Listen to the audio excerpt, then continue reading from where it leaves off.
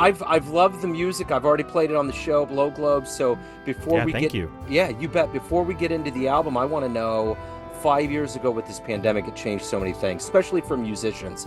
How did you get through the pandemic, and how has it influenced either this project or what you do now?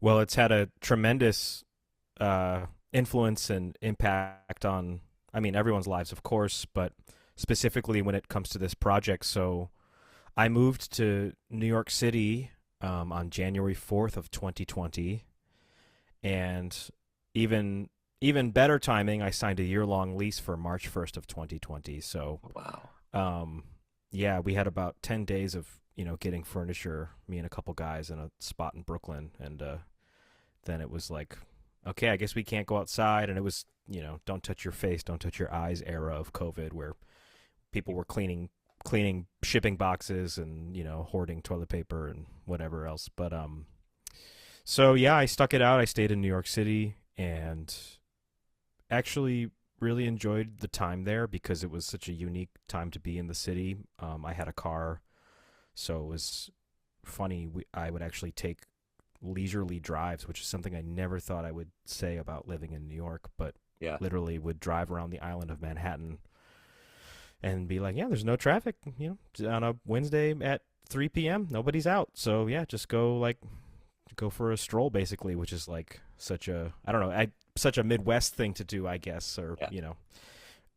something you do when you have more space. But yeah, so I was in New York and no one was really playing that much, especially once winter came around. People had played outside when it was nicer out. But once it got too cold to play outside, the only people I knew playing with any regularity were my friends actually in jazz school. And I moved to New York not intending to do any more jazz school, but um, applied for this artist diploma program at Juilliard and got in. And then I did that for the next 2 years from 21 to 23. And, I felt like at the end of my time at that program, I wanted to have something of my own to show for it beyond what I was doing in school. And, I it was a really great experience. I mean, I got to study with Billy Drummond, who's really an incredible teacher and, of course, drummer and musician.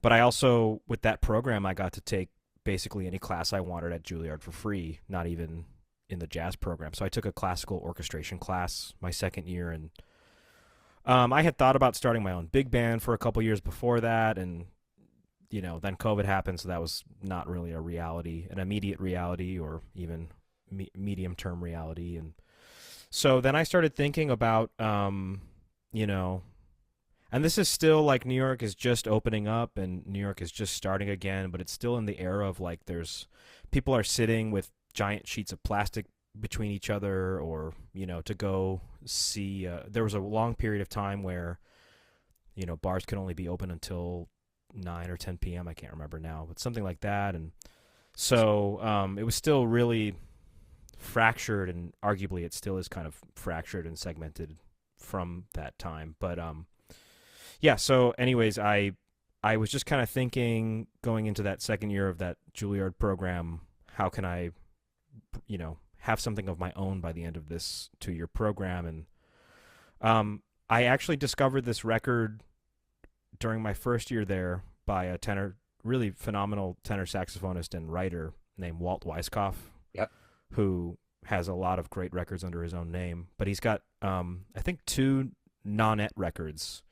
And the one I found in particular is called Song for My Mother, from the mid 90s. And actually, funny enough, Billy Drummond is playing drums on it. And I always joke with him, like, I'm still checking that record out because it's such a great record. And hearing that record really convinced me that I could achieve what I wanted to achieve musically, and kind of scratch the writing itch and composition itch without needing to have a big band, because that record sounds so tremendously full. And I mean, that's a credit to Walt's writing, and a credit to the players, of course, and a credit to the mixing engineer, who I'm forgetting who did that one, but I can't remember if it was James Farber or someone else.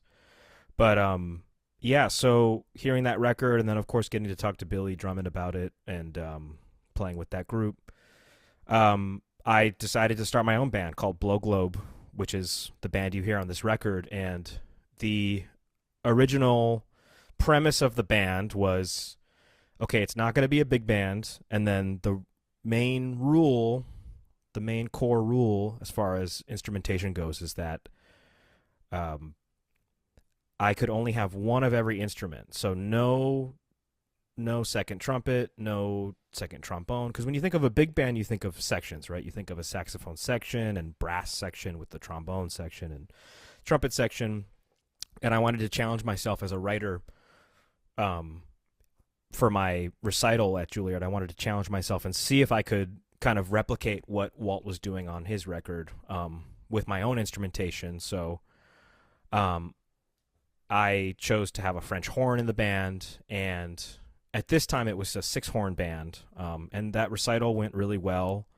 It went basically how I thought it would go, which was a huge confidence boost as a writer and composer and orchestrator. And then I just kept writing music and thinking about the project. And I had a couple people who came to the recital that really have still been key figures in helping me navigate the jazz world in New York and beyond. That really encouraged me to go into the studio and record the music. So, and we thankfully got some money from Juilliard as well through a grant to do the recording. And then for the recording, I ended up adding a 7th chair, horn chair, which was the flute and alto flute chair, which is all over. That's like the key secret. That's like the top secret person in Walt Weiskopf's band, Nanette, is the dedicated alto flute chair, which is the way he orchestrates it most of the time.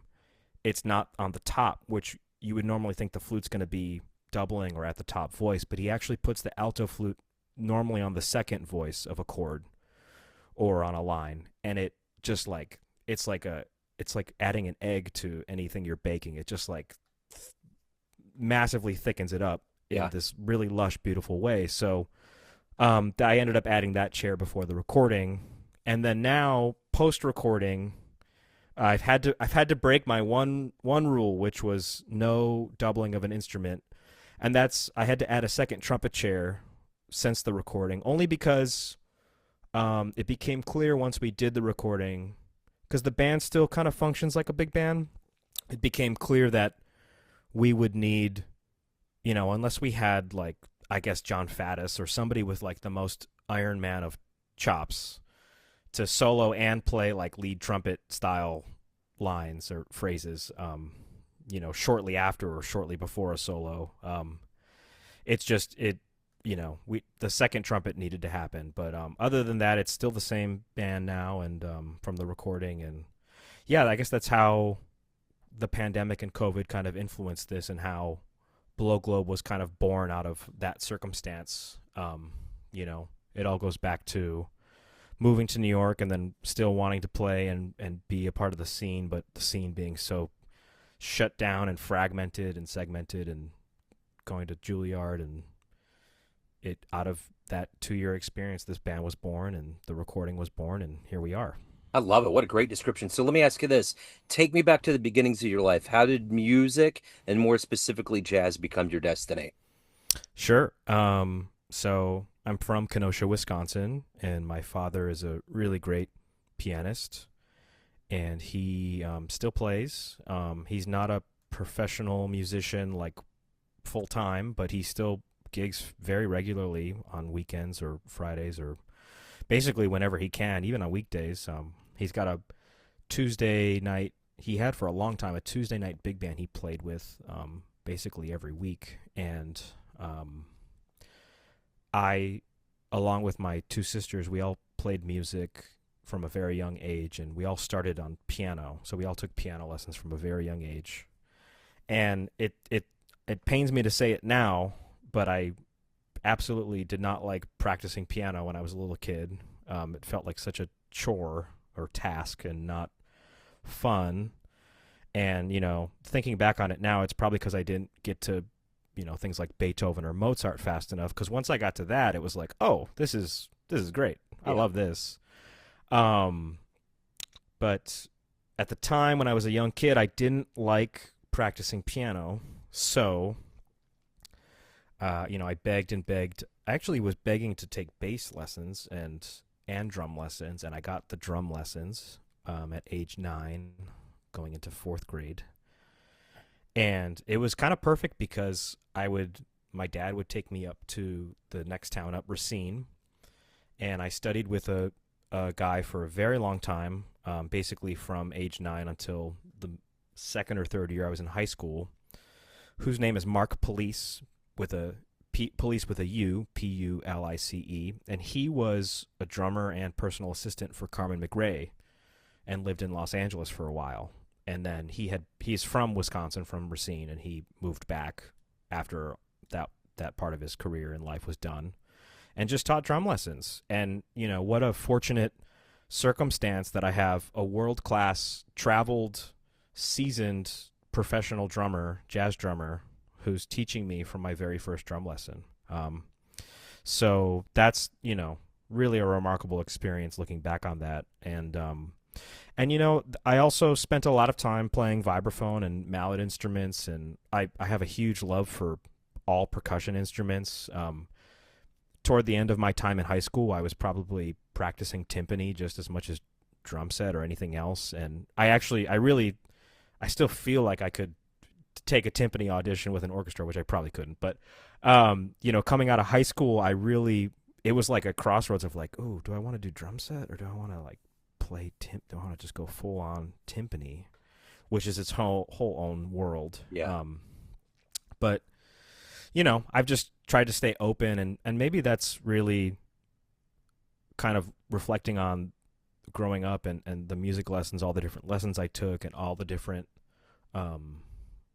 it's funny. I'm at my parents' house too, and I'm looking at, like, I did so many things in like the middle and high school solo and ensemble contests every year, and I'm literally sitting in my parents' basement looking at the like 80 medals I have from all the things I did in 5 years or 6 years of doing that program or those competitions. And like, it got to the point where like I was doing like a mallet piece or a xylophone piece and a marimba piece and a timpani piece and a piano thing and drum set. And then the last 2 years of high school, I composed my own percussion ensemble pieces for myself and my friends to play at the solo ensemble. So I've kind of always been interested in all these different things, and credit to my parents to always embracing, never saying no, but always like, yes, and how does that, like, they could see the vision of how it all fit together. So but that's kind of how I got started in music, and it's so funny to be in my parents' house now talking about that, because it's a perfect spot to bring me back to. Yeah, it's that very time. nostalgic. Yeah, for sure. So what was the first live show you saw that blew you away, that made you think maybe I want to do that one day? Oh, so yeah, I was gonna say actually, it wasn't the first live music show I saw, but it still is like it's like burned in my brain. So what I was gonna say is I was taking these lessons on Tuesday nights or Tuesday evenings in Racine, Wisconsin, just north of Kenosha, with Mark Police, and then my dad would play on Tuesday nights with a big band, and like my mom would come and pick me up from that, but I would always stick around and hear like the first set of this big band. And Mark Police's father, Joe Police, who's a very legendary drum set and music educator, and his other son, Joe Jr., actually is a really legendary educator in the Minneapolis area, on drum set and music.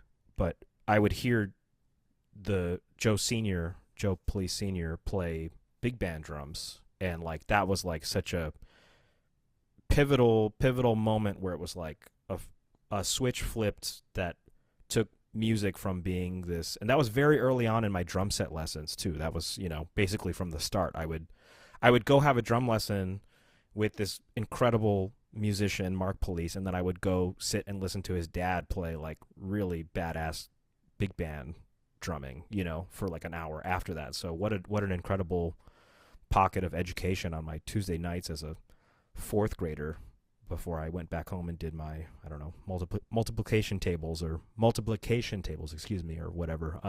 Yeah. So yeah. So, what do you like the best about being a professional musician? What gets you up every day? Well, for me, I do such a varied.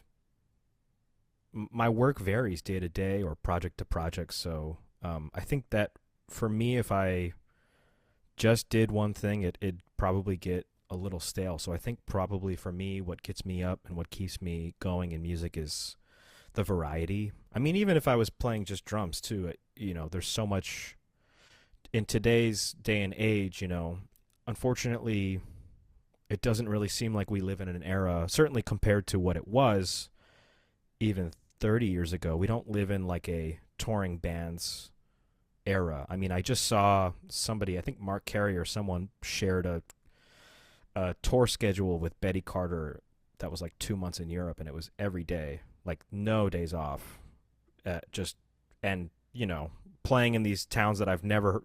I mean, you go around, you play places, and you see other people playing places, but these were like really, really tiny towns, and they all had jazz clubs or music clubs, and so we don't live in that era so much anymore, where there's not really like bands and touring circuits to that degree. But it.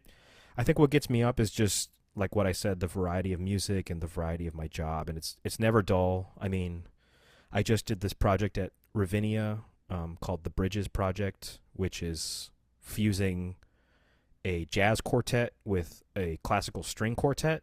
Yeah. And I got to have my piece workshopped and played and performed, and that was a really incredible experience and really a unique circumstance as far as I've never heard an ensemble that sounds like that.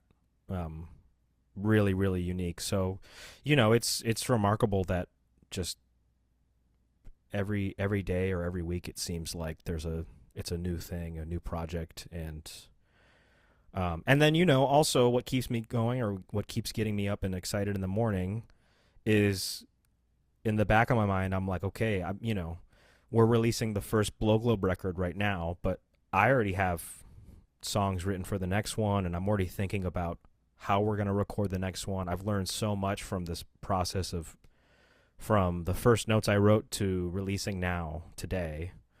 I've learned so much, and I'm already like plotting and scheming, like, okay, well, I want the next record to be this, and I want to have these kinds of songs or this type of sound, and we're going to do this differently. And so, there's a lot that excites me continuously. And then I will say also, just being out of New York City right now and being in the Midwest, it's such a special time and a special place. This basically mid-June through, I say, like October or early November, even once the leaves start changing.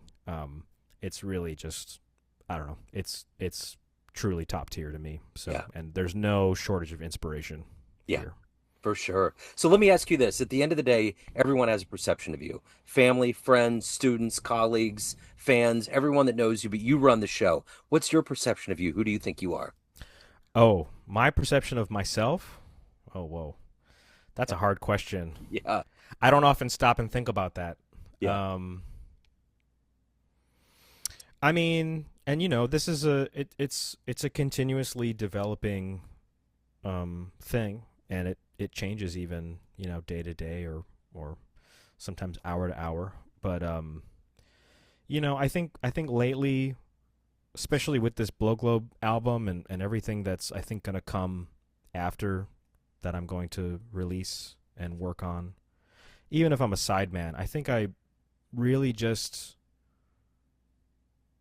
I want to be someone who embraces all of the things I like, and all of the and celebrate all of the music that I like. That's pleasing to my ear and to my soul, and to really just not see things in any kind of negative way or in a box or categorized in a certain way, because far too often, and especially I always often wonder, like, does this happen in other genres? Like, jazz gets so bogged down. There's so much hand wringing about what jazz is and what it isn't, and I think we're largely getting past that now. Yeah. But it's like even outside of jazz, it's all any music that's I like is just good music to me, and Yeah. I don't really I've never been one even from a young age to think like, okay, and now I'm going to listen to jazz and now I'm going to listen to rock, and it's like I go from Louis Armstrong to Led Zeppelin to Debussy, like back to back to back in the same sitting, even song like track to track, or it's like, oh, I listened to this, I listened to this Earth, Wind, and Fire thing, and that reminded me of this thing from that Chopin piece, and then like I'll go check that out, or whatever, or that Stravinsky thing reminded me of this thing that I heard Wynton play on this recording. It's all, I don't know, it's all good music to me, and so as far as my own self-perception of myself, it's, I want to be somebody who celebrates and champions all the great music people are making, and to be careful to not put anyone in a box, because oftentimes putting someone, categorizing it in a certain way can come with a negative connotation, and there's no, you don't need to have a value judgment for everything. I'm talking to myself. Sure. There doesn't need to be a value judgment assigned to every single thing. So yeah. Right on. So if anyone wants to pick up a copy of Blow Globe, they want to catch you live, any of the good business in your world, where do they go? Where's the best place? Yeah. Well, they can go to my website, johnsturino.com. There's a link to stream the album. There's a link to purchase the album, which will take you to the Amazon page. They can see I keep my show list updated for all the public shows I'm playing. I update it literally as soon as I get a gig on the calendar. I go to the website and put it up. You can stay in touch with me. I'm on Instagram. I'm on Facebook. I'm on Facebook less these days. Just because it's like, I think I got shadow banned from by Facebook or something. Or maybe that's just everyone's experience, but like they blocked my band's website, blowglobe.net, is like, it gets flagged as some kind of, I don't know. It gets flagged as spam. So, but yeah, johnsturino.com, blowglobe.com, you can find me there. Feel free to reach out. You can also get in touch with me directly from my website. There's a email form right there, and it goes right to my email. So it's me. I'm answering the email. So yeah, shout out if you've got any questions, or you want to just rap about the music or anything. I'm game to talk about it. So. Cool. I will put those links in the show notes. John, it was great to meet you, man. Thank you for your story. Yeah, thank you.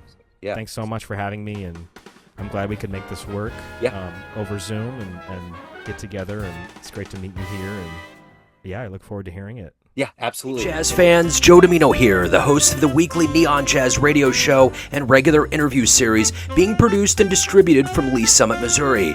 We are very excited to let you know about the second annual Lee Summit Jazz Festival taking place again this summer on June 28th at the Bridge Space, located at 210 Southwest Market Street in downtown Lee Summit. Following the success of the 2024 festival, the lineup will include Lee Summit students, KC Area Youth Jazz, Paganova with Michael Pagan, Horoscope with Stan Kessler, Brad Gregory, Adam Larson, and the Lee Summit Jazz Orchestra. There will also be food trucks and vendors to round out a day of celebration.